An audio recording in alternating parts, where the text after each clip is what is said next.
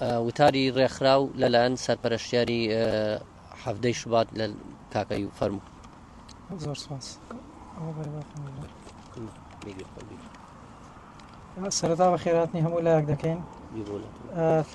دیسانەوە سەرشۆڕی بۆ بکەرانی و کارە خێزەونە و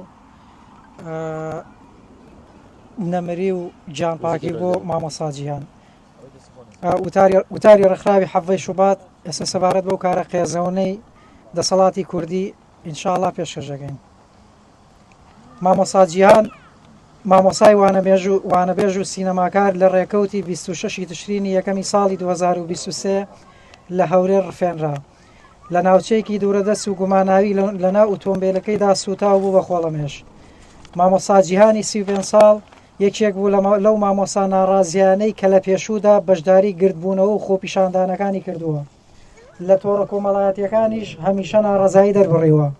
دژی دانەمەزراندنی مامۆسایانی وانەبێژ بە چەند کاژێرێک بەر لە هەواڵی مردنی لەلایەن بەڕێوەبەرایەتی بەرگری شارستانی سۆران کە گوایە بەهۆی وەرگەڕانی لە ناوچەی ڤنکای ناوچەی بارزانەوە ئۆتۆمبیلەکەی ئاگری گرتووە.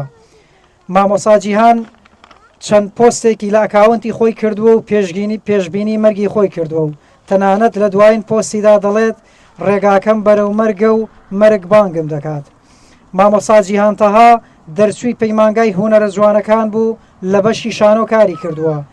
دەرهێنەری کردووە لە فیستیڤاڵی دووەمین شانۆی نێودەوڵەتیدا ڕۆڵی حەلیمەی دایکی شەرکۆ بێکەس و لەیلا قاسمی بینیوە.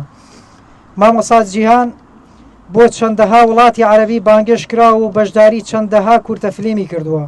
جگە لەوەش لە دوو کورتەفیلمی تر بەشداری کردووە لە فیستیڤاڵی نابۆ توندوتیژی دژی ژنان. بۆ وەک ڕێکخراوی هەفتەی شوبات ڕای دەگەێنین و دووپاتی دەکەینەوە. کوشتن و ڕفاندنی خەڵکی ئازادی خوازان لەلایەن حزبی دەسەڵاتدارەوە بە هیچ پاساوێک جێگەی قبوڵکردن نییە و بەتوندی ئیدانە یەکەین. پێیان دەڵێین ڕۆژێک پەلکێشیان دەگەین بۆ دادگای گەل و بە سزای ڕەوای خۆیان دەگەێنین. دەستخۆش کاکەی.